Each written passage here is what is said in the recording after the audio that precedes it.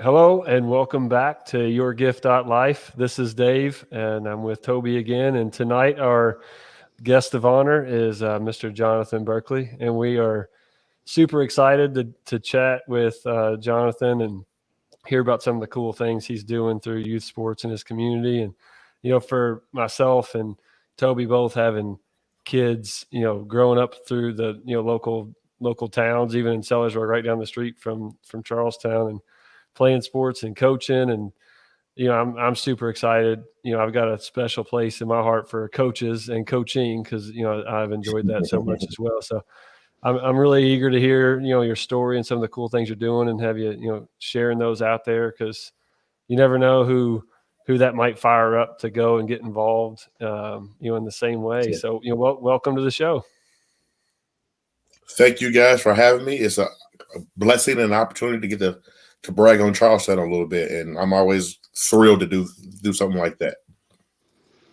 So, tell us a little bit about the story that I read the other day online was I think it was like a WHAS report where it just said youth football coach pays off lunch debt or something like that, and I don't know exactly how that thing, Yeah. but just tell us a little bit about what that was about and what made you do that and what kind of inspired that. Sure. My 7-year-old son, Cadence, who attends Pleasant Ridge Elementary in Charlestown, came home from school one day and he was a bit upset. And I asked him what was wrong with him, and he said, "Well, one of his classmates didn't get to get a lunch today, so he said he got a peanut butter sandwich while we got lunch." And it fired him up a little bit to where it kind of made me a little bit upset as well. Now, first and foremost, I am not upset with any of the lunchroom workers. They were doing their job. What we wanted to do is do something that they won't have to do that in their job anymore. So I got a hold of a personal friend of mine. Her name is Bridget Delaney, and she works with Center, and she has more references to reach people than I do. So she got a hold of Greater Clark Community Schools. She got a hold of Aramark Food Services, who's in charge of all the lunchroom debts. And I started going around to different businesses in Charlestown. So I called them. I paid them a visit. Anything I could do to see if we can get these lunch debts paid off. What we found out is that the lunch debt affects 54 students, and it was $1,300. So I thought that was something we could probably get done. But what happened next was something I had no clue was going to happen. So me and my friend Bridget, we decided to start this on Martin Luther King Day, which is a day of service. So we thought that was a perfect time to try to kick that off. So we started a Facebook page and we call it the Big Payback. We started that page up, I think, on that Saturday, and on a Friday, I'm sorry. And on Sunday, we had all the money we needed to pay off these lunch debts before we even started the campaign. So all the work that we had been doing, trying to get a hold of all these companies and trying to get a hold of different people in the community to give money. Like, we weren't asking for $20, $40, $50,000, $100. We was asking people for like $5 here, $10 here. We're in a pandemic, so I'm not really going to ask everybody for a lot of money when people are struggling to make money on their own right now. So we wanted to make sure that we just asked for, just a little. But the Charlestown community gave a lot.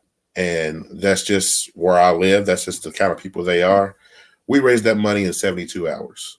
And we were able to pay off that lunch debt for all 4 Charlestown schools in 72 hours. So when it came time for the Martin Luther King Day of Giving, we were done. We had already met our goal. And so now the money that they're keeping, the money that they're still collecting now is going into a fund to where if a kid does get below that threshold of where they owe debt, they go right into that fund and wipe it clean for them. So even though all the lunches right now are free because of the pandemic, when the kids go back to school next year and they have to start paying for lunches again, they'll have a clean slate. And that's one less worry that parents and that these students have to worry about. And that's what it's all about for us. So that's what we wanted to do. And my goodness, that community stepped up and stepped up big. That's a pretty awesome story. Have you heard from any families that were specifically touched or moved from this, and just how much it meant to them, or does it have pretty much been Yeah, all under wraps that's still?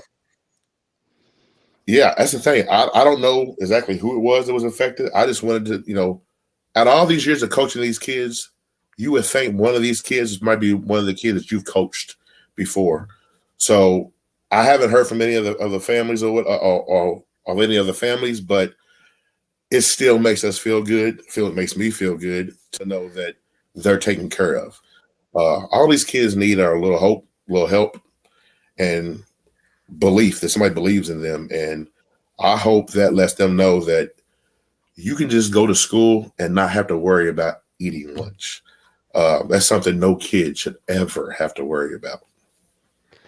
What's your Facebook page called? I'm sorry. I was going to say, what's the page called? How do people read and hear and that want to maybe Oh, contribute and donate? Sure. The page on Facebook is called The Big Payback. I believe it's open, I think, through the weekend, and we're going to close it up because we already have everything we need, and we don't want people to thinking, well, where's this money going? Where's this money going? We have everything we need. So if people still want to give, I think they have until the weekend until we close the page down. And everything is going to go into a reserve fund. So like I said, if that kid gets below a certain threshold, we go into that fund and they will no longer be in debt. So The Big Payback is the name of the page. So you're not considering going ahead and just making that as a process going forward, so that 2 years, 4 years, 6 years down the line, that's still something that children wouldn't have to worry about, because I imagine that as that would grow, you would be able to not only do that, but a lot of other things. We've talked to a couple folks so far that done a lot of different things, and one of them was where they provide computers and stuff like that for kids. But I think Greater Clark, I'm pretty sure they get Chromebooks and things like that. But I'm sure that there's a Yeah. lot of things Yeah. that will probably be needed. I mean, recently in Sellersburg at Silver Creek, they bought some washers and dryers.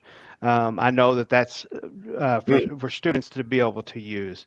Those are the type of things Sure. that you just never really know of. So I didn't know if you would consider just keeping that open, and for instances like that where you can just say, "Hey, we got you. We have it over here." That is a great idea because that's something I never really thought about, and that's wonderful. That is a great idea because you want your kids to be good and clean, good and tidy, and some of them don't have that opportunity to do that. No fault of their own. So Mhm. you're right. That is a great idea, and I'll talk to the powers that be to see if we can keep that open like that. That's a great idea. That is a great idea.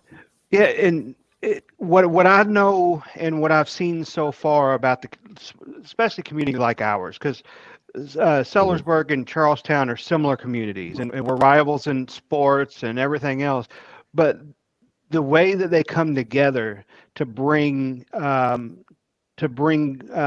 blessings to others, in especially times of need, is amazing. Absolutely. And your story is exactly the same that we see, but it's always one of those things where it's important for sometimes to have that outlet, and I'm sure that the if you kept that open and you kept it going for other things, that you will be continuing to get those funds to come in, and you'd be able to help far more kids that you could even imagine. But Sure. I'm not telling you have to do that. Of course, Oh no, you we're do what you going to got to do it. do. We're But I'm just definitely thinking going to do that would be a great opportunity. it. We're definitely going to do it. That, like you said, that's something that I didn't think about, and it goes further and further and further. And we're open to do anything that's going to help, especially the kids, because my big thing is we want to invest in our youth. If we're tired of seeing the ugliness in this world, we have to invest in our youth because they're the future. Like what song says, it's not just a cliche. The children are the future. So we got to teach them the ways that, we want them to go. And no kid left behind. Definitely no kid left behind. I love that. Now, did you grow up in the Charlestown area? Actually, I married into Charlestown. Me and my wife have been here for the last 12 years. We have 4 children here in the Charlestown schools. She is a school teacher in the Pleasant Ridge Elementary School. So when I met her, it was no choice. I was moving to Charlestown. There was no choice in the matter. It's kind of how it went.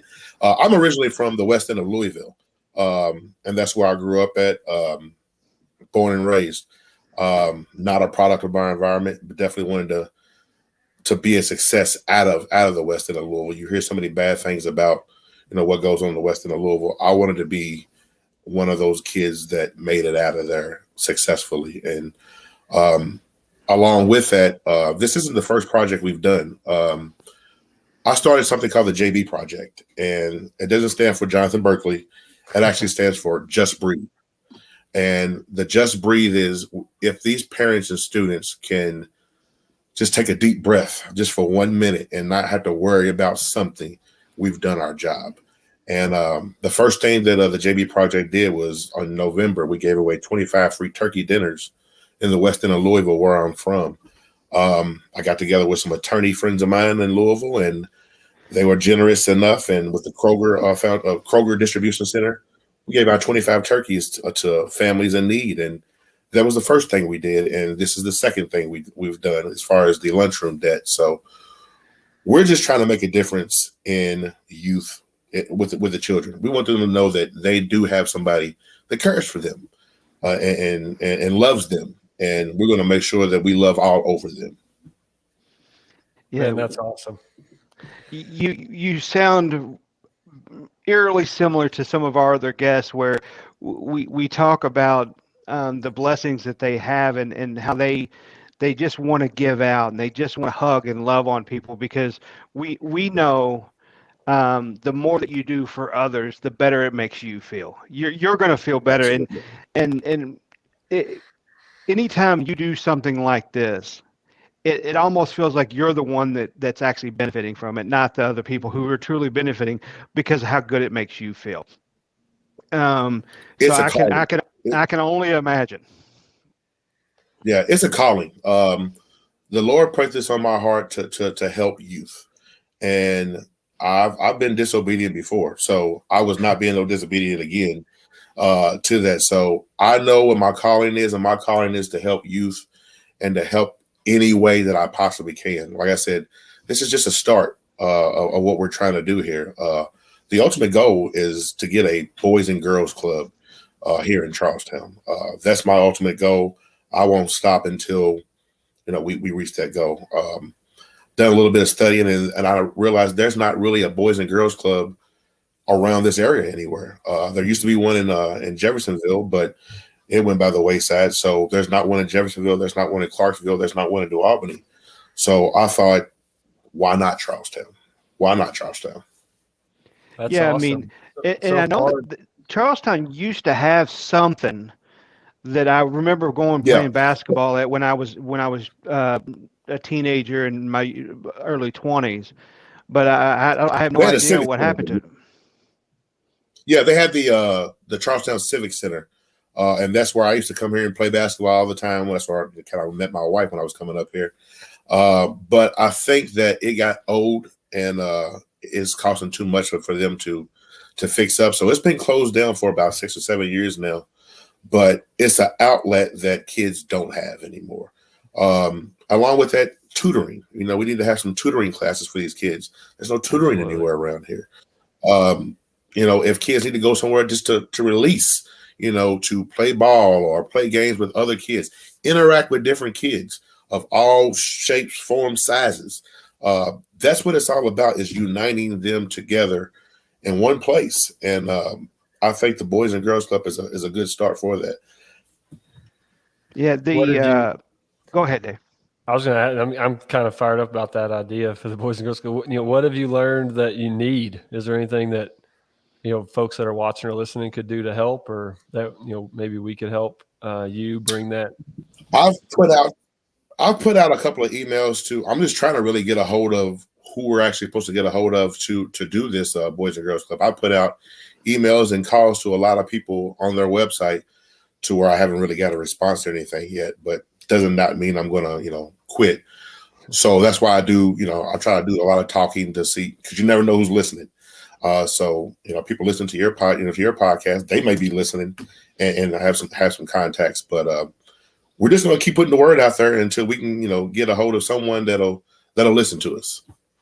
That's awesome. I wish you luck in that, because I can imagine that could make a big difference in the community and for a lot of kids.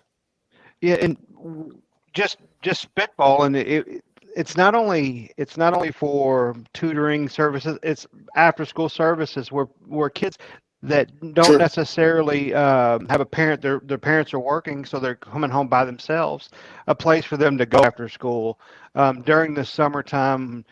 I wish there was some place that like that around here, because instead of these kids playing the video games like my son's upstairs playing right now, it drives me nuts that they're spending time with other kids online.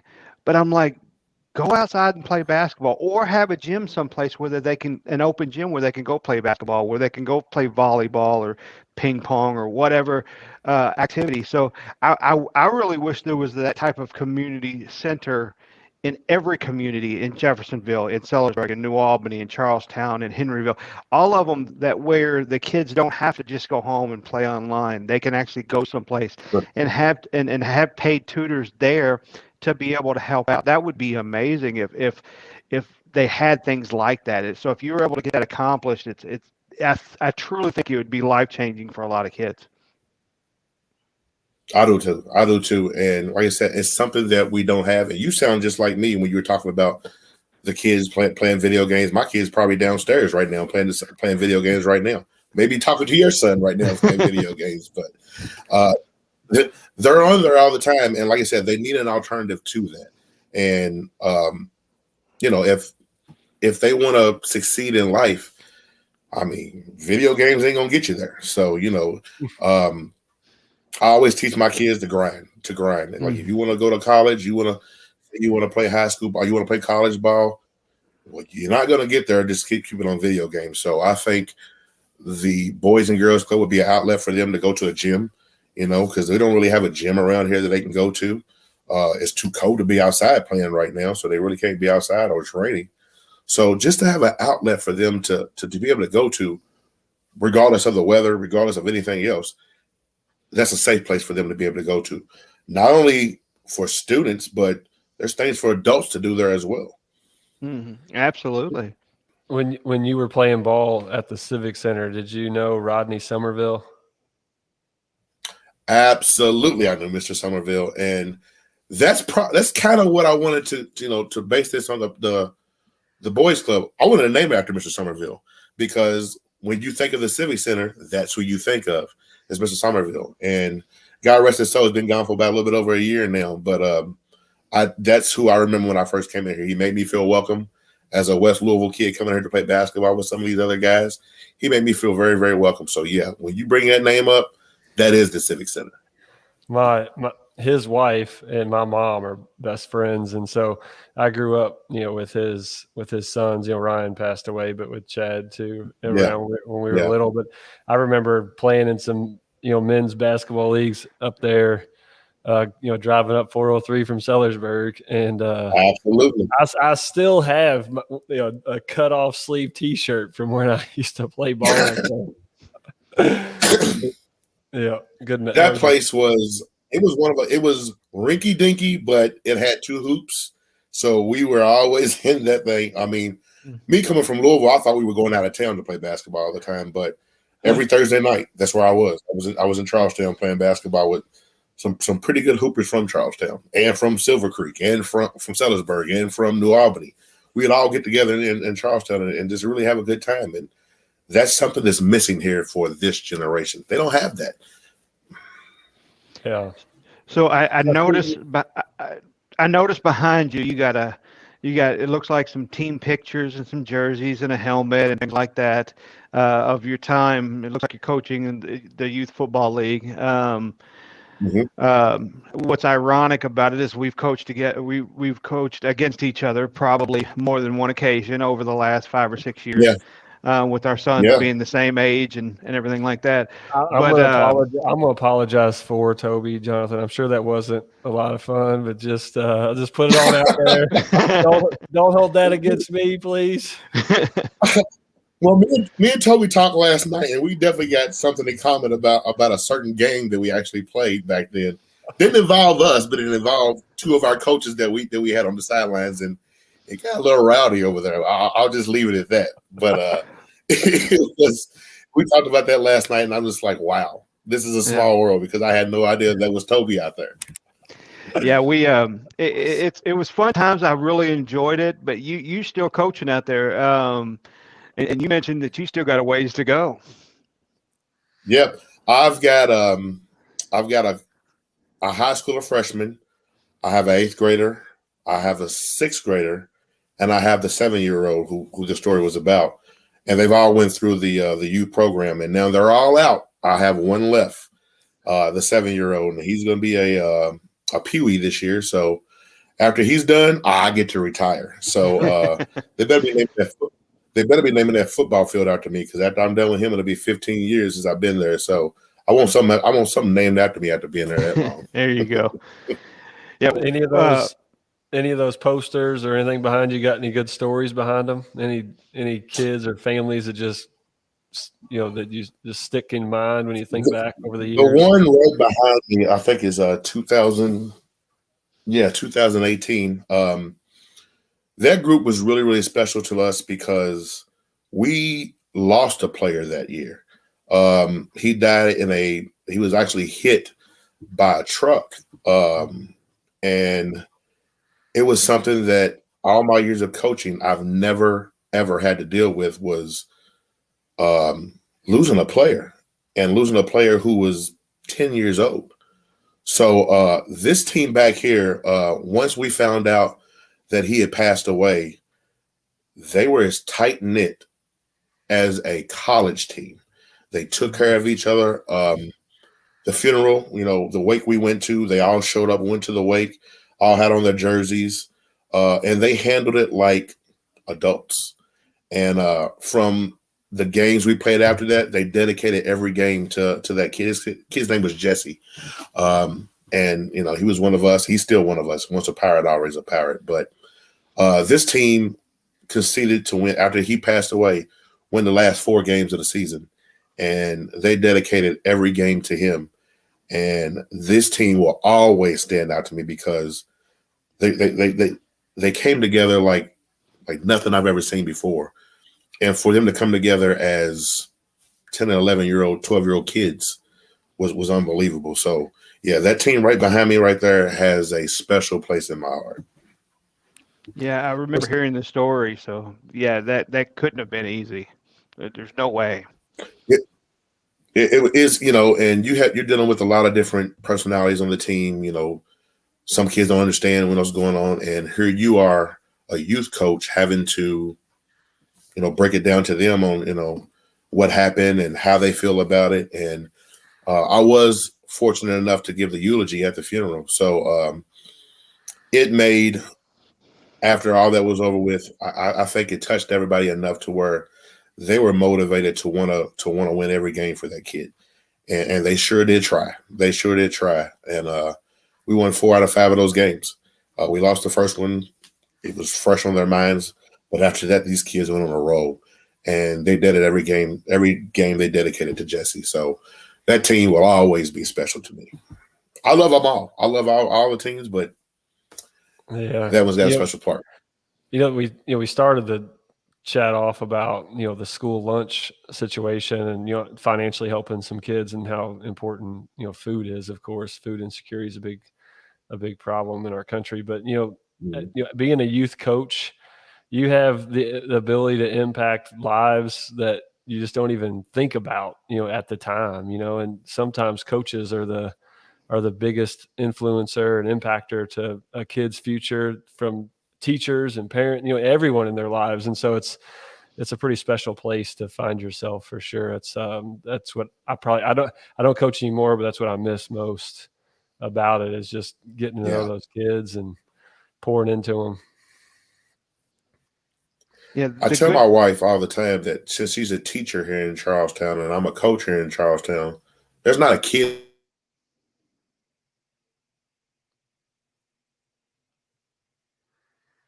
Did we lose you? I think we lost him maybe.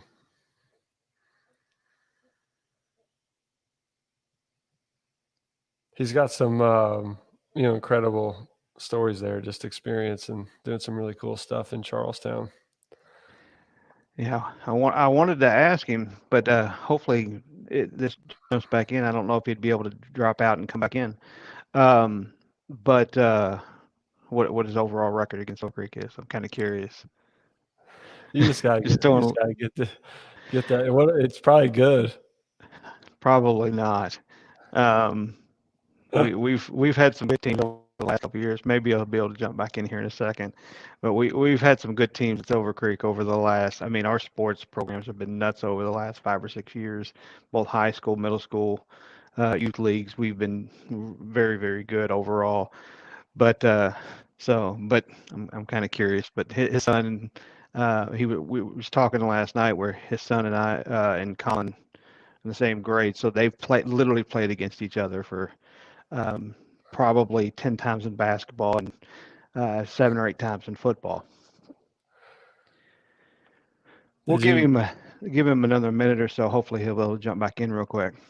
Yeah, that's what's doing these things live and using different technology. You never know what you're gonna experience. Yeah. Well, hopefully we'll figure it all out.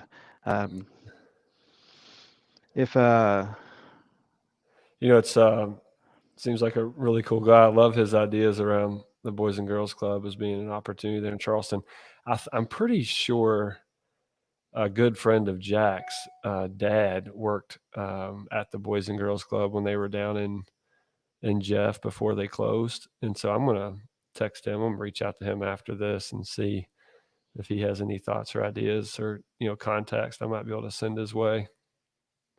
Okay. Well, I mean, how long do you think we should we just go ahead and wrap it up I and think so. I think this was great. I'd love to have him back on maybe in the future, and hopefully he sees this and we're hears from us and are being super thankful to having him on the show. And as usual, you can find us on Instagram, on YouTube, and here on Twitter at YourGift.Life, and and let us Facebook? know and on Facebook, and we really hope to hear from you and let us know what you think about the show. We're having a ton of fun with it.